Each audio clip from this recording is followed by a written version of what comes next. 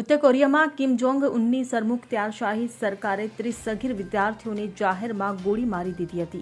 આ વિદ્યાર્થીઓ પર આરોપ હતો કે તેઓ દક્ષિણ કોરિયામાં બનેલી સિરિયલો જોતા હતા, જેને કોરિયન ડ્રામા અથવા કે ડ્રામા કહેવામાં આવે છે. કોરિયન અખબાર જોંગએંગ ડેઇલી અનુસાર આ ઘટના ગયા અઠવાડિયે બની હતી, જેની વિગતો હવે સામે આવી છે. દક્ષિણ કોરિયાની સ્થાનિક ટીવી ચેનલ ચોસુન અનુસાર વિદ્યાર્થીઓએ પેનડ્રાઈવમાં સંગ્રહિત દક્ષિણ કોરિયાના ઘણા નાટકો જોયા હતા. આ પેનડ્રાઈવો ગયા મહિને સિઓલથી બલૂન મારફતે ઉત્તર કોરિયા મોકલવામાં આવી હતી. મહત્વનું છે કે ડિસેમ્બર 2020માં અમલમાં આવેલા ઉત્તર કોરિયાના પ્રતિક્રિયાત્મક વિચારધારા અને સંસ્કૃતિ અસ્વીકાર અધિનિયમ હેઠળ દક્ષિણ કોરિયાના મીડિયાને પ્રસારિત કરનારાઓ માટે મૃત્યુદંડ અને તેને જોનારાઓને 15 વર્ષ સુધીની જેલની જોગવાઈ છે. જેથી ગયા મહિને પણ 17 વર્ષથી ઓછી ઉંમરના 30 જેટલા સગીરોને આજીવન કેદ અને મૃત્યુદંડની સજા ફટકારવામાં આવી હતી.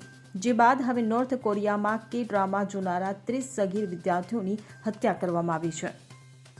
Bureau report CN24 news. હવે જુઓ દેશ દુનિયાની તમામ ખબરો તમારી આંગળીના ટેરવે. ઉઠાવો મોબાઈલ અને Google Play Store પરથી ડાઉનલોડ કરો અમારી CN24 ન્યૂઝ મોબાઈલ એપ.